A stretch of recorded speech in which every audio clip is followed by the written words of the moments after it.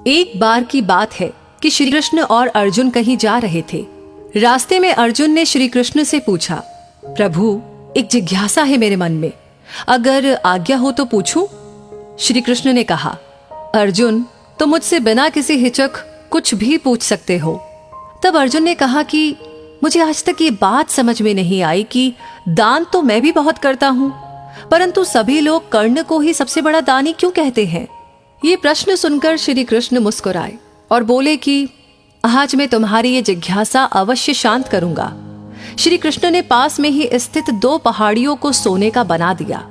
इसके बाद वो अर्जुन से बोले कि हे अर्जुन, इन दोनों सोने की पहाड़ियों को तुम आसपास के गांव वालों में बांट दो। अर्जुन प्रभु से आज्ञा लेकर तुरंत ही ये काम करने के लिए चल दिया। उसने सभी गांव वालों को बुलाया। उसने कहा कि वो लोग पंक्ति बना ले, अब मैं आपको सोना बांटूंगा, और सोना बांटना शुरू कर दिया। गांव वालों ने अर्जुन की खूब जय जयकार करनी शुरू कर दी। अर्जुन सोना पहाड़ी में से तोड़ते गए और गांव वालों को देते गए। लगातार 2 दिन और 2 रातों तक अर्जुन सोना बांटते रहे और अर्जुन में अब तक अहंकार आ चुका था। गांव के लोग वापस आकर दोबारा से लाइन में लगने लगे थे। इतने समय पश्चात अर्जुन काफी थक चुके थे। जिन सोने की पहाड़ियों से अर्जुन सोना तोड़ रहे थे, उन दोनों पहाड़ियों के आकार में जरा भी कमी नहीं आई थी। उन्होंने श्री कृष्ण जी से कहा कि अब मुझसे ये काम और न हो सकेगा, मुझे थोड़ा विश्राम चाहिए। प्रभु ने कहा कि ठीक है, तुम अब विश्राम करो, और उन्होंने अब कर्ण को बुला लिया। उन्होंने कर्ण से कहा कि इन दोनों पहाड़ियों का सोना इन गांव वालों में बांट दो। कर्ण तुरंत सोना बांटने चल दिए।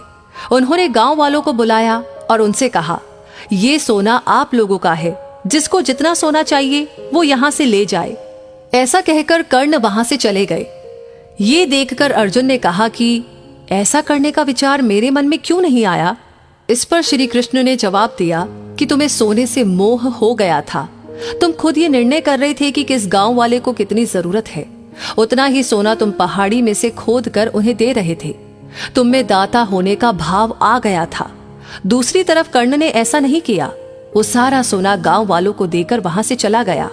वो नहीं चाहता था कि उनके सामने कोई उनकी जय जयकार करे या प्रशंसा करे। उसके पीठ पीछे लोग क्या कहते हैं, उससे उसको कोई फर्क नहीं पड़ता।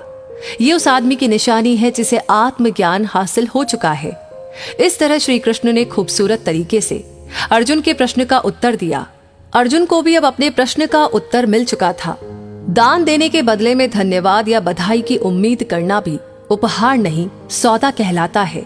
यदि हम किसी को कुछ दान या सहयोग करना चाहते हैं तो हमें ये बिना किसी उम्मीद या आशा के करना चाहिए, ताकि ये हमारा सत्कर्म हो, न कि हमारा अहंकार। इस कहानी के बारे में आप क्या कहना चाहते हैं, हमें कमेंट बॉक्स में लिख करके जरूर शेयर करें।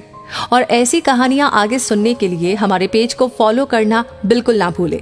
साथ ही साथ आपने ऑलरेडी लाइक कर दिया है तो प्लीज इसे शेयर जरूर करें। धन्यवाद।